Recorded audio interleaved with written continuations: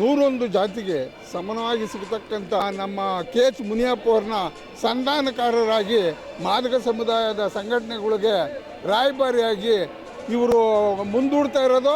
ಅವರು ಬಂದು ನಾನು ಸರ್ಕಾರದ ಪರವಾಗಿದ್ದೀನಿ, ನಾನು ಮಾಡಿಸ್ತೀನಿ, ನೀವು ಯಾವುದೇ ಹೋರಾಟ ಮಾಡಬೇಡ್ರಿ ಅಂತೇಳಿ ಮಾದಿಗ ಸಮುದಾಯನ ದಿಕ್ಕು ತಪ್ಪಿಸ್ತಾ ಇದ್ದಾರೆ.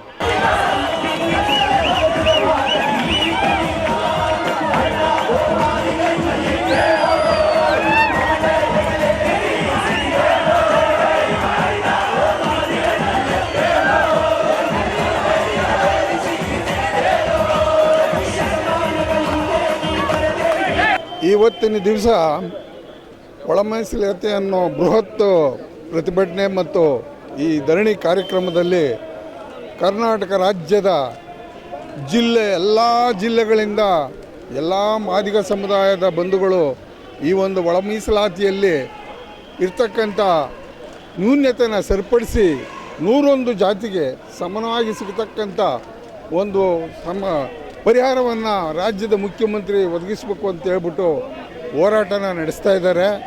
ಈ ಹೋರಾಟದ ಹಿನ್ನೆಲೆ ಸುಮಾರು 35 ವರ್ಷಗಳಿಂದ ನಡೀತಾ ಇದೆ. 35 ವರ್ಷಗಳಿಂದ ಈ ಹೋರಾಟ ನಡೆದಿರೋದಕ್ಕೆ ಸರ್ಕಾರದಲ್ಲಿ ಇರ್ತಕ್ಕಂಥ ದಾಖಲೆನೇ ಸಾಕ್ಷಿ. ಈ ಹೋರಾಟದಲ್ಲಿ ಎಷ್ಟೋ ಜನ ಸತ್ತೋಗಿದ್ದಾರೆ, ಅವರ ಕುಟುಂಬಗಳು ಬೀದಿ ಪಾಲಾಗಿದೆ, ಅವ್ರಿಗೆ ಪರಿಹಾರ ಸಿಕ್ಕಿಲ್ಲ. ಆದರೂ ಸಹ 35 ವರ್ಷ ಎಳ್ಕೊಂಡು ಹೋಗಿರೋದು ಇದು ಅವೈಜ್ಞಾನಿಕ ಮತ್ತು ಕಾನೂನು ಬಾಹಿರ, ಸಾಮಾಜಿಕ ನ್ಯಾಯದಲ್ಲಿ ಮಹಾನ್ ದ್ರೋಹ ಬರೆದಂಗಾಗಿದೆ. ಮಾನ್ಯ ಮುಖ್ಯಮಂತ್ರಿಯಾದ ಶ್ರೀ ಸಿದ್ದರಾಮಯ್ಯನವರು ಈಗ ಅವರು ಮಹಾನ್ನ ಬಡ್ಜೆಟ್ ಮಂಡನೆ ಮಾಡಿ 17 ಬಡ್ಜೆಟ್ ನಾನು ಮಾಡಿದ್ದೀನಿ ಅಂತ ಅಂಕಿಅಂಶ ಸಮೇತ ಹೇಳ್ತಾ ಇದ್ದಾರೆ. ಆದರೆ ಇಲ್ಲಿ ಅಂಕಿಗಳು ಕೇವಲ 12 ಅಂಕಿನ 2 ಭಾಗ ಮಾಡಬೇಕು ಅಷ್ಟೇ. ಹಳ್ಳಿ ಭಾಷೆಯಲ್ಲೇ ಹೇಳಿದ್ರೆ 2 ಭಾಗ ಮಾಡಬೇಕಾಗಿತ್ತು. ಆ ಭಾಗ ಮಾಡೋದಕ್ಕೆ ಇವರು ಹಲವಾರು ಇವನ ಆಯೋಗಗಳನ್ನ ರಚನೆ ಮಾಡಿದ್ರು, ಆಯೋಗದ ವರದಿ ಕೊಟ್ಟರು. ಅದಾದ ನಂತರ ಕೇಂದ್ರ ಸರ್ಕಾರಕ್ಕೆ ಹೋಯಿತು. ಕೇಂದ್ರ ಸರ್ಕಾರದವರು ಸುಪ್ರೀಂ ಕೋರ್ಟಿಗೆ ಕಳಿಸಿದ್ರು.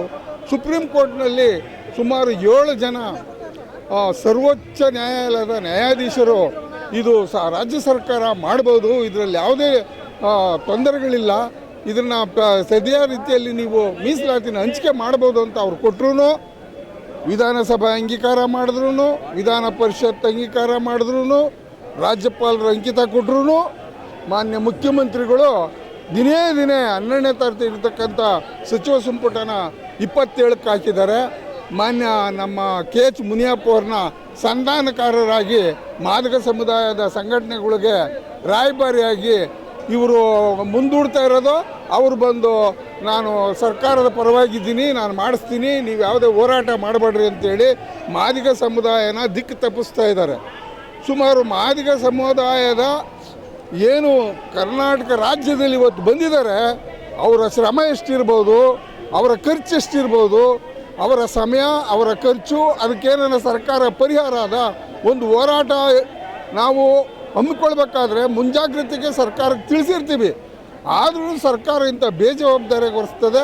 ಇದನ್ನು ಕೂಡಲೇ 27ನೇ ತಾರೀಕು ಆದ್ರೂ ಇದನ್ನು ಸಮನಾಗಿ ಹಂಚಿ ಇದಕ್ಕೊಂದು ಇತಿಹಾಸಕ್ಕೆ ತೆರೆ ಎಳೆದ್ರೆ ರಾಜ್ಯದ ಮುಖ್ಯಮಂತ್ರಿಗೆ ಗೌರವ ಬರ್ತದೆ. ಇಲ್ಲ ಅಂತಂದರೆ ಅವರು ಧೃತರಾಷ್ಟ್ರ ಏನು ಕೂಡು ತಂದಾಗೆ ಮಹಾಭಾರತ ನಡೀಲಿ ಅಂತ ಬಿಟ್ಟುಬಿಟ್ಟು ಅದೇ ರೀತಿ ಮಾದಿಗರಿಗೂ ವಲಯರಿಗೂ ದೊಡ್ಡ ಹೋರಾಟ ಮಹಾಯುದ್ಧ ನಡೀತದೆ. ಇದನ್ನು ನಿಲ್ಲಿಸಬೇಕು ಅಂತೇಳಿ ರಾಜ್ಯದ ಮುಖ್ಯಮಂತ್ರಿಗೆ ಮನವಿ ಮಾಡ್ತೀನಿ. ಜಯ ಲಿಂಗಯ್ಯ, ಡಾಕ್ಟರ್ ಅಂಬೇಡ್ಕರ್ ಹಿತರಕ್ಷಣಾ ಸಮಿತಿಯ ರಾಜ್ಯಾಧ್ಯಕ್ಷ.